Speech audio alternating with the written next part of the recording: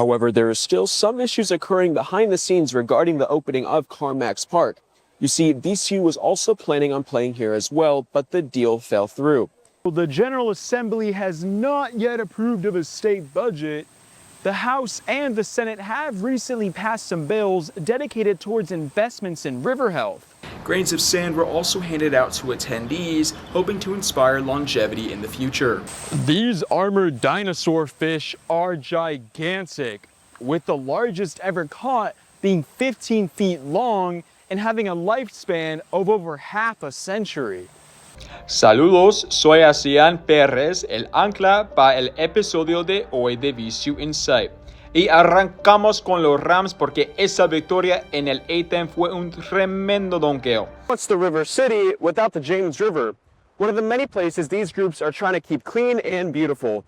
For more information about what kind of bills these groups are looking to support, you can visit websites like the CCAN Action Fund. Weeks after the mass shooting in Shockoe Bottom, local law enforcement is still keeping an eye on the area. St. Patrick's Day is one of the biggest party weekends of the year. Standing behind me is Blanche, a 3-year-old, half Nigerian, half Kiko goat mix. Yeah, and I was actually there. I'm so stoked. I got an inside look at the new stadium during the Squirrels' annual Nutsies block party. However, there's still a tense legal standoff involving VCU city officials and the Flying Squirrels over the use of the stadium. These Tibetan monks have spent all week constructing this intricate mandala, a piece of sand art said to represent the universe. The construction of the mandala is said to bring enlightenment.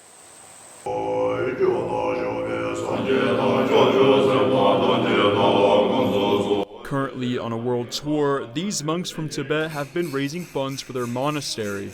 According to their Instagram page, their goal is to promote world peace and healing through performance and visual arts, including the sacred chanting prayer known as a dissolution puja to bless the process.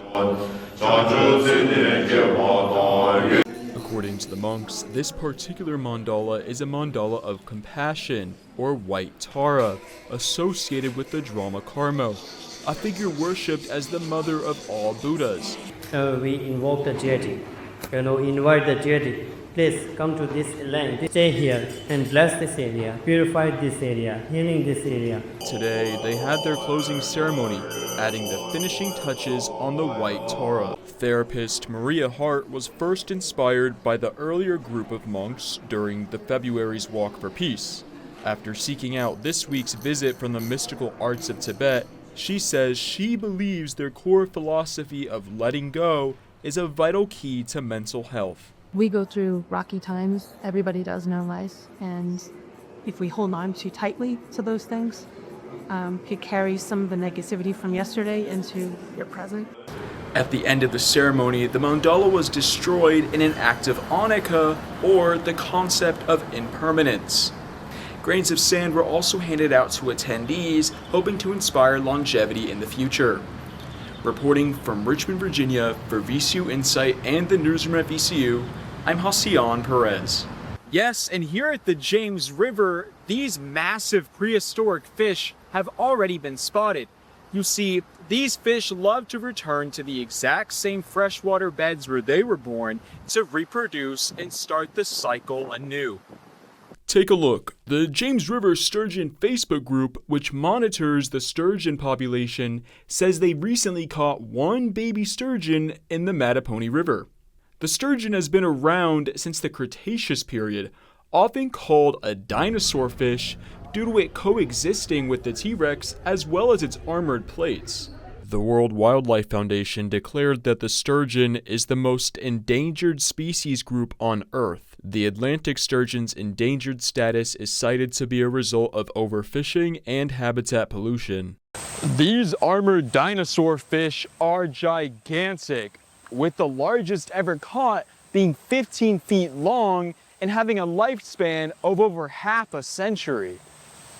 Right now, conservationists are hoping that the General Assembly will approve in the state budget $50 million to upgrade the Richmond Combined Sewer System.